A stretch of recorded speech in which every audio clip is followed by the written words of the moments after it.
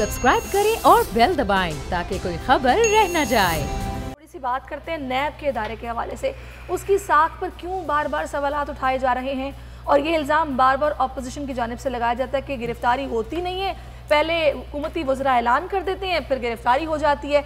तो आखिर ये कब क्लियर होगा, क्यों ये इल्ज़ामात लगते हैं और नैब क्यों खुद को जस्टिफाई अदालतों में नहीं कर पा रहा कि आखिर गिरफ्तारी ज़रूरी क्यों थी? एक क्लिप देखिए, उसके बाद इस पर बात करते हैं। जी, गुफ्तगू आपने मुलाहिज़ा की। लगारी साहब, क्यों अदालत को कहना पड़ रहा है कि भी साबित करें गिरफ्तारी ज़रूरी थी और गिरफ्तारी के बगैर तहकीकात आप नहीं कर सकते थे? आखिर ये सूरत हाल क्यों पेश आ रही है? कब क्लियर होगा कि अपोजिशन ऐसे ही इल्ज़ामात लगाती रहेगी और ऐसे ही जस्टिस रिटायर्ड जावेद इकबाल वजाहतें देते रहेंगे कि भाई एहतसाब सबके लिए और हमारी यही पॉलिसी है, मनगढ़ंत बातें हैं, हक़ाइक़ के मुनाफी बातें हैं?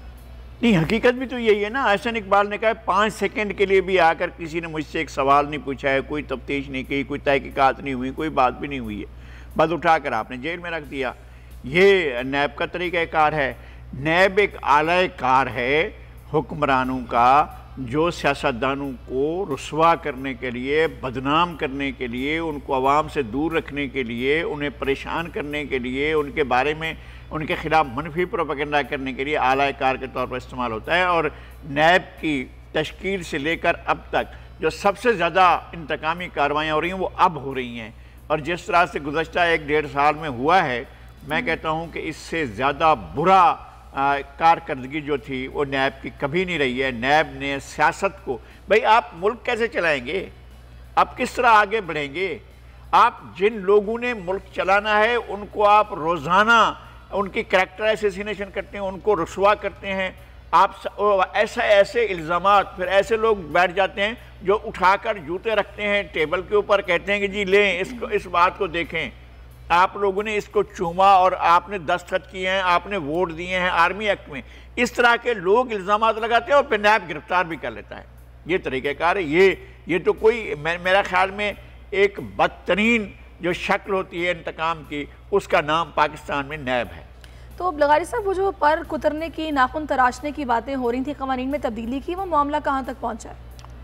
तो वो तो बहरहाल हुक्मरानों का मसला है कि वो बिल लेकर आते हैं कि नहीं आते हैं, या इंतज़ार करते हैं कि कभी उनकी बारी आए और कोई और इक़्तिदार में आए, फिर जब इनको गिरफ्तारियाँ शुरू हो जाएँ। मालूम हुआ कि एक सेल में जो है वो जिस तरह से हमारे शाहिद खाकान अब्बासी साहब एक डेथ सेल के कैदी वाले कैंप में पड़े हुए थे, ऐसे फैसलवाड़ा पड़े हूँ, अली जैदी पड़े हूँ, या खुदा ना करे कभी ना हो, मैं कभी भी, मेरी ख्वाहिश नहीं है कि कोई भी सियासतदान, वो किसी भी जमात का हो, इस तरह के हालात का शिकार हो। हमारे यहाँ पाकिस्तान एक ऐसी सरजमीन है जहाँ सियासतदानों का मुँह काला किया जाता है, उन्हें रुसवा किया जाता है और किसी सबूत के बगैर एक उम्र कैद नहीं, कई उम्र कैद की सज़ाएँ देते हैं और जाकर बिठा देते हैं लॉकअप में और थानों में और जिंदानों में, और बाद में साबित कुछ भी नहीं होता है। सही।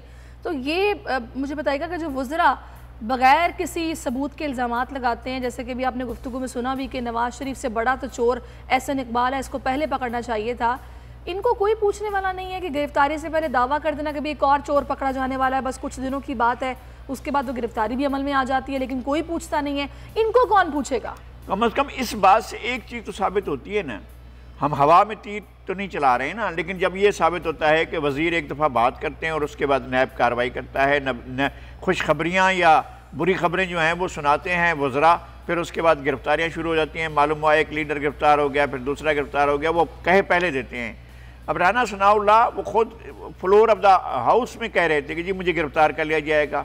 अच्छा, हम समझ रहे थे कि फलां केस में पकड़े गए, अंदाजे लगा रहे थे कि जब इन्होंने चोरी की होती है तो इनको पता होता है कि हमने पकड़े जाना है, इसलिए वो बोलते हैं कि मैंने पकड़े जाना है। नहीं, उसने कहा उसको जिस केस में पकड़ा था उसमें साबित हुआ क्या? कोर्ट में गए और उन्होंने जो इल्ज़ाम लगाया था वो इल्ज़ाम उसके कोई सर पैर था, कोई बुनियाद थी, कोई वजह थी, ऐसे उठाकर धर लिया और जाकर बिठा दिया और उनके 4-5 महीने जो है वो ज़िंदगी के ख़राब कर दिए, कोई वजह भी नहीं थी।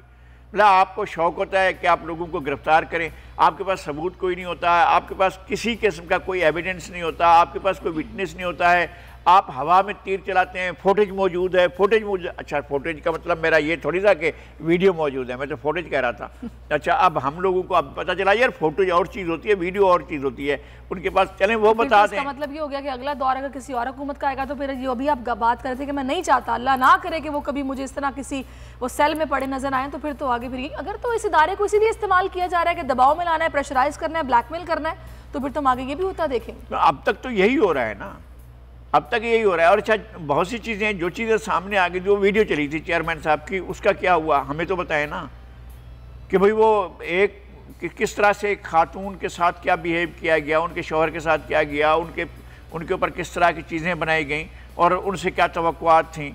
तो जब चेयरमैन साहब के बारे में चली हैं तो उनके बारे में तो अब तक कोई वजाहत नहीं आई, हम तो खामोश होकर बैठे हुए हैं, पता नहीं चल रहा है किसी चीज़। चलिए, अब हम तो मुंतज़िर हैं। इमरान खान साहब का बयानिया है कि इदारों को रिफॉर्म्स की ज़रूरत है और सिस्टम को चेंज करेंगे, निज़ाम को ठीक करेंगे। तो उम्मीद करते हैं कि फिर ये नैब का जो इदारा रिफॉर्म्स का काफ़ी देर से मुंतज़िर है और ये जो एलिगेशंस लग रहे हैं कि अभी सियासतदानों को ब्लैकमेल करने के लिए इस इदारे को इस्तेमाल किया जाता रहा है, अब उसमें कुछ ऐसी रिफॉर्म्स हों कि एलिगेशन एटलीस्ट उस पर से हट जाए।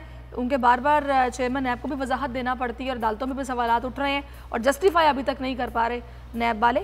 आगे बढ़ते हैं, एक और आपको क्लिप दिखाते हैं जिसमें बड़े मियाँ साहब की बीमारी की बात हो रही है और वही डील ढील बातें हम सुन रहे हैं। और कल तो शेख साहब भी कह रहे थे कि डील और डील में फ़र्क होता है। तो अब गुफ्तगू सुनते हैं कि बड़े मियाँ साहब आखिर अब कब आएंगे, या जो रिपोर्टें वो वहाँ से भिजवा रहे हैं उसको भी नहीं माना जा रहा, तो मामला आखिर है क्या, इस पर बात करते हैं। पहले क्लिप देखिए।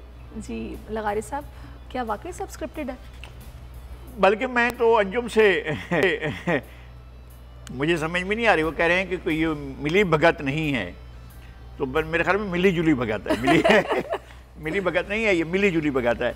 बहरहाल ऐसा हुआ है कि मियाँ नवाज शरीफ गए, हुकूमत के इल्म में था, उन्होंने पहले और तो ये सभी को पता था कि वो वापस नहीं आएंगे। हाँ, हर आदमी को पता था। अच्छा, आपको भी पता था?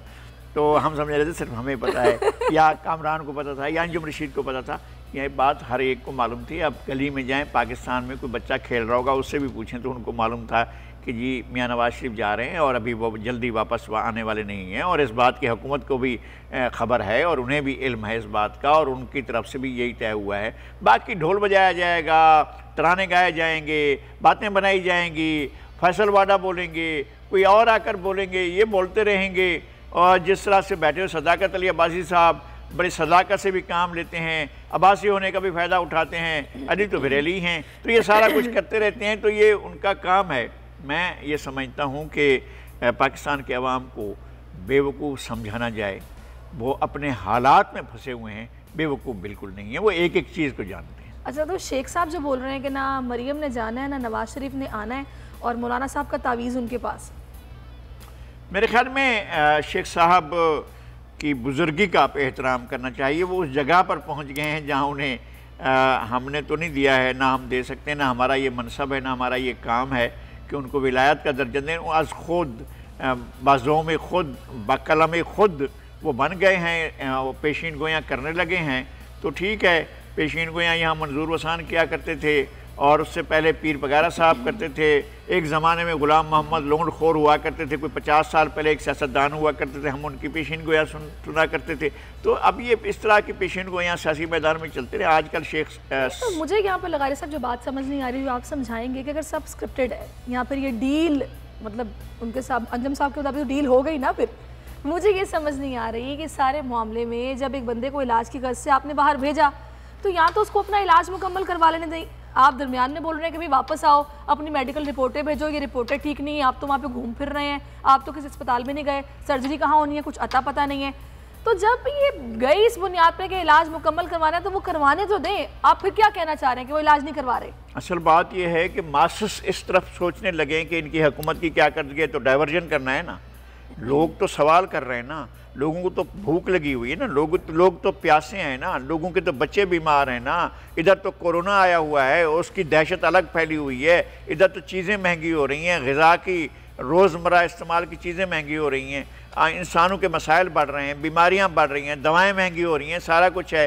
तो आखिर तवज्जो भी तो हटानी है लोगों की। चले भी आप नए खेल से लगा देते हैं, मरियम नहीं जाएंगी, नवाज शरीफ नहीं आएंगे, हम उनको जाने नहीं देंगे, उनको आने नहीं देंगे, वो आ रहे होंगे तो एक और मसला खड़ देंगे, ये जा रही होंगी। कि भाई आपके वहाँ पे एक इश्तिहारी मौजूद है, हाँ। तो उसको आप यहाँ पर भेजें, पता आप करवाएं कि भाई क्या मामला है, सर्जरी क्यों नहीं हो रही है, अगर होनी है। मरियम मोरल सपोर्ट हैं, उनका जाना बहुत ज़रूरी है। सारे मामलात हैं। अब लगारी साहब तो कह रहे हैं कि अवाम बेवकूफ़ नहीं, उन्हें बेवकूफ़ नहीं बनाया जा सकता, वो अपने हालात में फंसे हुए हैं, मजबूर हैं, वो क्या करें, इख्तियार तो उन्होंने आपको दे दिया है, अब वो बैठ के देख रहे हैं कि आप उनके लिए क्या करते हैं, अपने वादे वफा कब करते हैं। सब्सक्राइब करें और बेल दबाएं ताकि कोई खबर रह न जाए।